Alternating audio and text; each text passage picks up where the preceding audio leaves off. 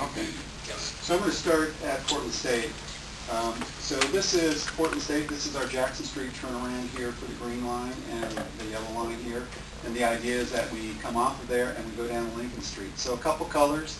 The blue or the green color here is our alignment. Center line for traffic. Where is north? This is north. North is up this way. Okay. So this is 5th, this is 6th Avenue, this is 4th Avenue, and this is Lincoln Street that goes down. This is in the east-west idea here. Where you see red, that means that there's a property that we are impacting. We're relocating a business. We're acquiring as part of the project. Where there is green here, that is a station. You'll see other colors here that are orange, which are staging areas, and some blue. Blue is where we have partners that we may be doing in-kind donation from. So, can you see? Is this good? No. The colors, though. Well, we don't. Maybe the colors. We don't have the colors. I'm wondering if we could switch the lights and put this one on and turn that one off, perhaps. That off, yeah. So we're going to be heading down Lincoln Street here. So we have an opportunity here. This is owned by Portland State, a large redevelopment opportunity. It's the old Red Lion. Old Red Lion. And so here we've got a station in between 3rd and 4th, center platform, and we've got to take out some of those trees. This is one of our locations here called CBS, 35 employees, and as we come across NATO Parkway, we're in a structure as we come down here, and in this blue, this is right away owned by ODOT. This is part staging, so I've talked about staging. That's what we store materials as we're constructing. We're going underneath the ramps of I-405. And then we get into the South Waterfront area. Oops, sorry. I can't do both of these at the same time. South Waterfront, this is OHSU's property. This is Idell's property. We're working, believe that they'll actually be donating property. The first building that's going up here is an Oregon University System building as we're moving ahead through here. This is Willamette Shore right-of-way that we bought along with other local governments back in the 1980s to preserve for light rail alignment. And this is our alignment across the river. We get to OMSI. We've been working very closely with OMSI. This is the Opera building here. This is where our station is going to be. And up here you can see there are other things that are happening. We're having to relocate a railroad here, and there's actually an Oregon Railroad Museum that's going in this location here. So a lot of activity, a lot of planning on how this all fits together here. Master plans, good conversation with the neighbors in this area. Again, this right-of-way is owned by OMSI in this location. Isn't that whole area been impacted with the sewer? Yeah, you can see the big hole here. So this is the combined sewer overflow project, and its construction area is right around here. There's also. So we're That's working. amongst the complexity Dave was talking about, is they have to finish, we move in, we have to sort of make sure it goes like this.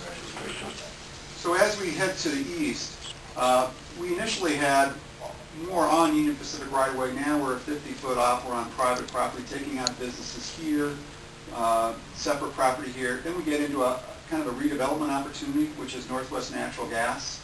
Northwest Natural Gas used to have these big cylinders here for storage of gas. They do that out in that location. And they're looking at, can they reuse that? Our next station here is at Clinton Street through here, and we impact businesses through here. So what street is that you're running? This is Gideon through here. We're on the north side of Division. I'm sorry, let me do a better job of orienting you. This is Milwaukee Boulevard. This is Powell Boulevard. This is the Union Pacific Railroad lines that go through here. This is Gideon. We are in between Gideon and the Union Pacific Railroad tracks, and we have a number of displacements through there. We've looked at different alignments, and it was very clear to us that we couldn't be on the Union Pacific's alignment. They were going to require us to be off of that. When you're off of that, you're impacting businesses in this case. Where's the TriMet facility? We're coming down to that in a minute. So I'm going to continue down here, staging area here, and we will build. This is Powell Boulevard. Why don't you just stop in places, and that's going to be, I think, easier. Okay, this is Powell Boulevard. We're rebuilding this bridge here, and as we do that, Powell and what, 12? Powell and 17th is here. 17, that's where you make it. Right. So because we're having to rebuild that, for putting light rail on that, and because we want to make sure buses and freight can get over that, we actually have to widen that. That impacts properties through here. So 17th Avenue is, we looked at a lot of different alignments. Oops, sorry, let me get you north here. Oh, your pilot is in error here. On 17th Avenue, unlike Interstate Avenue had 100 foot of right-of-way. So So 100-foot of right-of-way, you could fit sidewalks, bike lanes, travel lanes, turn lanes, and all of that in here. 17th Avenue, you can't do that, 60 to 80 feet. So we're having to break some eggs to put our alignment down through here. I will tell you that we did look at alignment on Union Pacific's property. Neighborhood came back and said this is the right location for the alignment. Stations, these are pedestrian overcrossings that serve an area over here that is associated with Fred Meyer's, about 2,500 businesses, we also 2,500 employees, and we also have access to Cleveland High School here. So this is the alignment as we go down through 17th Avenue. So Dave, hold on. Yep. You're going to build a bridge there across? There actually is one there. It's a very rickety bridge, and we're going to rebuild that in a way and in a manner that is inviting for bikes and pedestrians so they can get across there safely. So people from Fred Meyer and kids from Cleveland can walk. Where is Fred Meyer? Fred Meyer's is right there. All this parking is Fred Meyer's, and this is Cleveland High School right here. That's their corporate office. That's the corporate. Corporate Right. office. So Kroger, Fred Meyer's. So, you know, as we went through this process and then earlier, Fred Meyer's, when they were local, very strong component of having a station, having light rail in the local neighborhood. Just for identification, as we get back over to 17, get to our facility. Okay, coming down. Before, as you move, why are we building a bridge so far off the line? Well, we have a station right here, and what we want to do is make sure that that station for pedestrians can get across this railroad tracks. There was a student that was killed there about a year ago who walked across the Union Pacific tracks. We want to make sure, and Union Pacific wants to make sure, as we're attracting people to a station, that we're doing it in a safe manner. Safety first.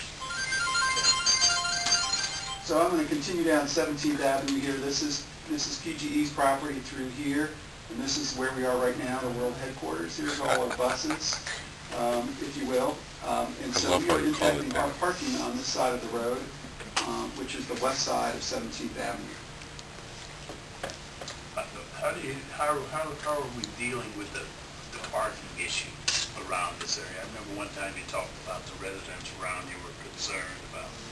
We're looking at two things. One, construction. During construction, what do we do with our parking in? I think there was a briefing last month on how Center Street facility may be changing. So there are some changes in mind. And then for the long term, as we impact parking here, we may be looking at some satellite parking, using some areas that are displaced as satellite parking for our bus drivers. But that really, frankly, is work in progress that we're trying to resolve the issues to us. Maybe the big cut piece is on the fourth floor, one floor up from us, we really expect to be able to have what you have seen out at Ruby Junction be able to be relocated here, partly for space, partly for more central. And then the whole of this building, we really talk about relocating at minimum during construction and maybe more permanently. So those things are, as we've talked to you before, are still kind of in the mix. So our next station to the south is Applegate, which is right here. So we've got a station here. And I'm going to continue going to the south. And where you see red, these are impacts that we're proposing or we're showing right now. Staging area. And so now we're about to turn on to McLaughlin Boulevard. So this is J&D Refrigeration. You guys have taken on that already. Where is the sewer overflow work? It's right here. There's a hole again. So we're following them, it seems like. Hopefully we won't fall in their hole. Did you already pass Pico? I did. I did. Well, actually, but let me come back. This is Pico through here. Pico is located on both sides of the street. Pico does manufacturing for Boeing. They make parts for... Quite an operation. Quite an operation. Important operation. Actually, Family-wide jobs. Looking hard to keep it in here. So part of we don't want to displace We do not want to displace it. And so their ownership actually owns a large piece of property over here. So the question is their ability to relocate the functions across the street here. They in industrial, they already take forklifts across the street. Probably not the safest arrangement now. We think that they can relocate here. That's the conversation that's been going on with Pico. But very concerned about making sure they don't go away. Yeah, it's big. It's very important to the community here. Sure, you'll hear more about that later. Okay. So if they relocate across the street there, yes, into that property, that means they will have to build a new building there, am I correct? And we will be compensating them for the impact on this property, so they could take some of that capital and reconstruct on that location. So we pay, obviously, the price of the property, and we actually pay relocation cost. So if you're relocating machinery, equipment, that is part of this Uniform Relocation Act requirements that we have to follow from the federal government. It protects the partner, the property owner, and to a degree it protects the project.